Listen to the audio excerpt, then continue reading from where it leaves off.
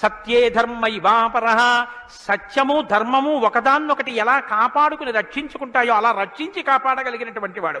తమేవం గుణ సంపన్నం రామం సత్యపరాక్రమం. ఇన్ని గుణములు కలిగినటువంటి రామచంద్రమూర్తి సాక్షాత్తుగా సత్యపరాక్రముడైనటువంటి వ్యక్తి. ఆయన పరాక్రమం సత్యమే పరాక్రమముగా కలిగినటువంటి వాడు. అటువంటి వాడు రామచంద్రమూర్తిని ఆ రాముని యొక్క కథని సంక్షేపంగా చెప్పారు.